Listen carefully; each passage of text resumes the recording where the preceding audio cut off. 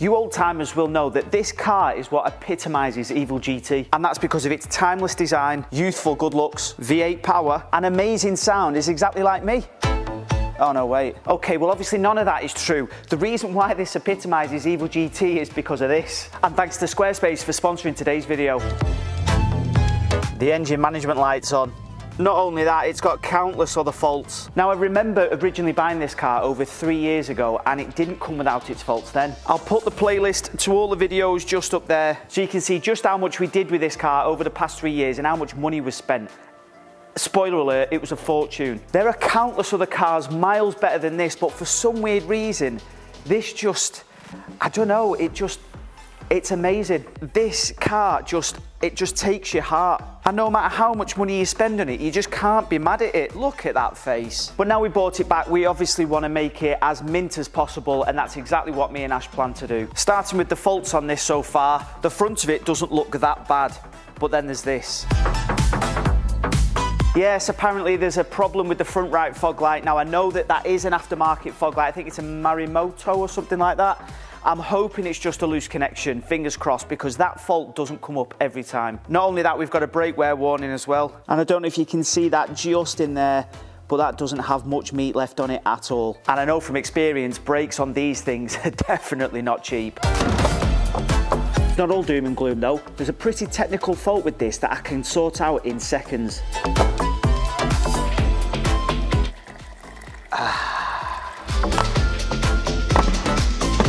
One issue I might not be able to fix though is this. I've only got one washer jet working. That side, nothing. But I'll have to leave that for another day. Hopefully that is something or nothing and they just need a bit of a pin and a scrape out and the nozzles are just a bit blocked. Moving down the side of the car, everything looks fine until you get to this. When it was frozen over the other morning, this wouldn't defrost. Driver's side, fine. This side, no chance. And by the way, if you don't follow us on Instagram, @EvilGTCars, give us a follow. And whilst I'm on that subject, YouTube, if you haven't already subscribed to the channel, please do. Thankfully, the back brakes look okay. You'll have to take my word for that. But it's the back of the car where things go pretty pear-shaped. And, well, what's happened to them exhausts? I'm pretty sure that when the lads at Stainless Creations fitted these, they were perfectly straight. Now again, I'm hoping that's a pretty easy fix. Once we've got it up on the ramp, I'll straighten them up, tighten the bracket up, and hopefully that'll be all right. But that isn't where the issues at the back end of this car finish. One of my parking sensors has been pushed in, even though they do seem to be working fine, which is great news. I'm also getting an intermittent brake light out and an intermittent number plate light out, which tells me that's obviously not the bulb. If it was the bulb, it'd just be gone. That's it, wouldn't work full stop. Now, a little while ago, I remember this having a problem very similar. And the lads at Awesome very kindly sorted this out for us because a common problem is the wiring loom that runs through here. And what tends to happen is because this opens and closes, the wiring loom inside here that runs down here and down here rubs together, rubs through the wires, and things start to touch. And the legend that is Johnny P at Awesome fixed it for us, but it seems that it might have gone again. Now, I've got my electrical certificate since I wired up the ABS sensors on the Focus. So rather than mithering the lads at Awesome, I'm going to have a go at that myself. Now, one of the best bits about this car are the brand new Napa leather rear seats. We had them done at MTS. Do you know what? This is the first time I've ever sat in the back of this car. I am tiny, right? And that's my driving position. And this is how much leg room I've got. No wonder cars are getting bigger. That's pathetic. There are other niggly bits as well, like this.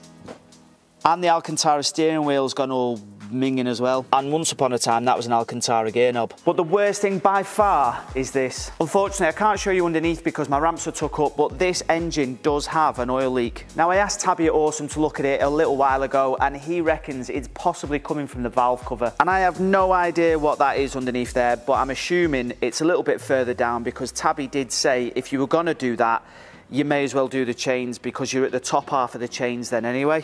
But this is the kind of worms you can open when you're dealing with high mileage performance cars, because he said, well, if you're doing the top half of the chains, you may as well do the bottom half too. And that all sounds fine and dandy, but that cannot be done with the engine in position. Ash, fancy taking the engine out the RS4 over Christmas? He knows what's up with it. Well, you know we've got to sort out the oil leak and probably the chains. And now it's got an engine management light on. What's up with it, he says? He's getting worse than me. I've absolutely no idea if the engine comes out the bottom or the top. Looking at the size of that engine bay, It's got to be out the bottom, surely. I mean, I don't have an engine crane, so it's going to have to come out that way. And the engine problems don't stop there, because as you saw at the beginning of this video, it does have an engine management light, and I've no idea what it's for. So I'm going to nip over to Awesome, see if I can mive a technical tabby to plug this in and give me an idea as to what is wrong with that engine.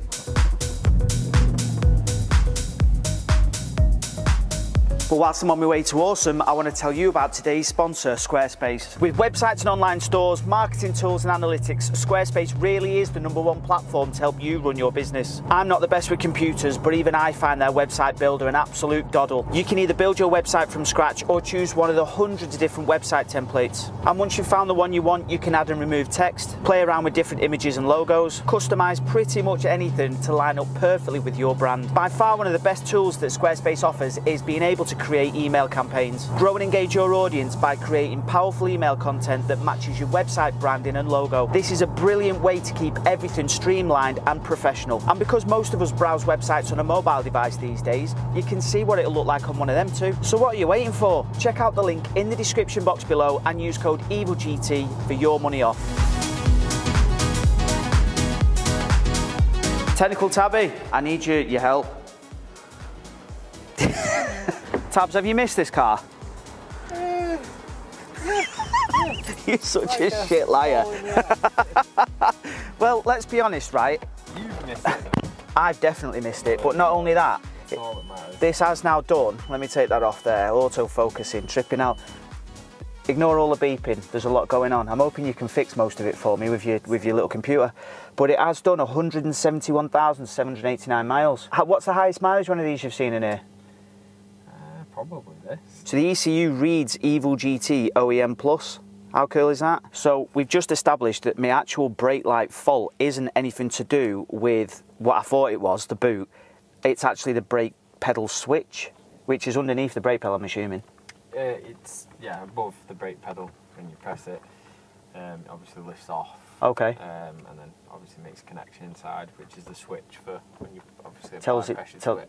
It puts the brake lights on. So at the moment I'm braking but with no brake lights. I mean, go out and look. Shall we have a little look? I think we should check, because that's quite dangerous.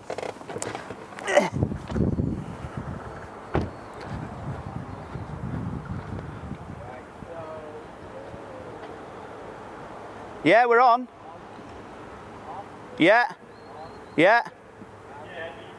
They're working. They're like brand new, them tabs. Second fault in the is relating to the secondary air injection system. Insufficient flow in the air injection system. Secondary air injection. What's a secondary air injection system, tabs? You've got an electric pump. Do you know what I thought you was going to say then? Well, you've got your primary air injection system and you've got your secondary. That's what I thought you was going to say.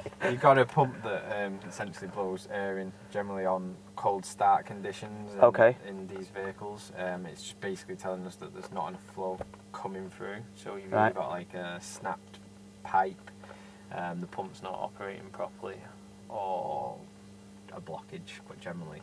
Probably one of the first two. But it's not affecting, obviously, the running. That's why you're saying it's not. It's driving okay. Yeah, it drives fine, sounds fine. Pops and bangs right up at 9,000, where I usually have it bouncing off the limiter. Tabby's just set the secondary air pump to make noises, or to pump, I'm guessing. So let's have a little look to see. I'm sure I just heard something inside the car then. You'll have to excuse cars driving around. So it's situated down there. Right. This way it's going up, yeah. So it's working, but there could be a leak somewhere. Yeah. So you were saying that it's not enough flow coming through. Right. Or there's a leak somewhere. Don't wiggle stuff under here, tabs. So I've established there that the issue that I've got is related to a problem that we no longer have, which makes no sense whatsoever, but this doesn't have any cats anymore. And that secondary air injection system helps with the cold start to get everything warm faster. And, well, I don't have cats to get warm faster, so I'm half tempted to just get that secondary air injection system flow thing coded out, and I've done with it. Although I do have to be honest, that is the only time that fault has ever come up on this car, so I don't know whether it was a one-off. I'll just keep my eye on it and see how we get on. But then there could also be a leak in the system, so we might have pipes to fix and just, I don't know. I just think it's one of them issues that it's not really detrimental to the car or the engine or anything like that, we'd just probably get rid of it. So thanks to Tabby for letting me know exactly what's going on with the RS4. That engine management light has put my mind at ease a little bit now, knowing that it's some secondary air injection thing that I don't actually need. But whilst I am here, I know that that car needs front brakes. So I'll see the lads at VBT, see how much your set are.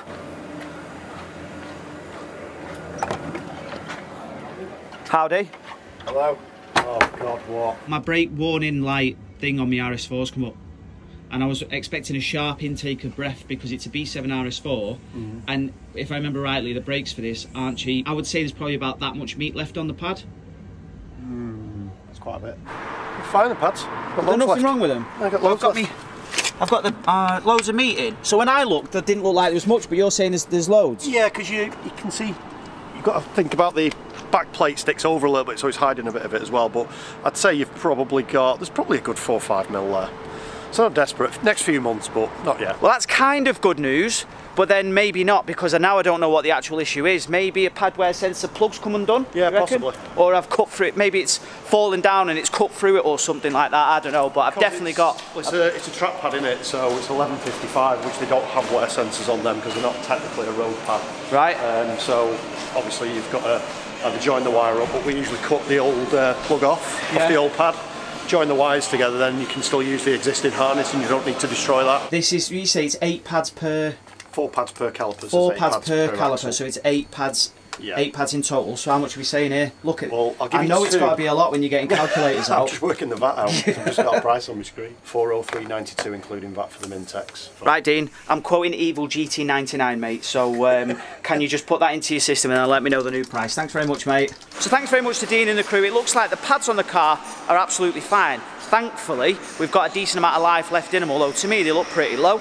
I've just got a price off him, 400 quid for when they actually do need to be replaced, which isn't that bad because I can give the job to Ash, so at least I'm saving money on labour. Thanks to the guys at VBT. I feel like I've come away from there fairly unscathed, which is something I can't say that often. And with a bit of TLC, she'll be absolutely mint again, which is nothing less than what this car deserves. Because even with all the faults at 171,500 miles, she has never ever let us down, never put a foot wrong. She's an absolute beast. And in the next RS4 video, we'll be getting everything sorted out, so she is back like a brand new condition. Thank you very much for watching today's video. I hope you've enjoyed it. Please subscribe if you haven't already, and I shall catch you on the next one.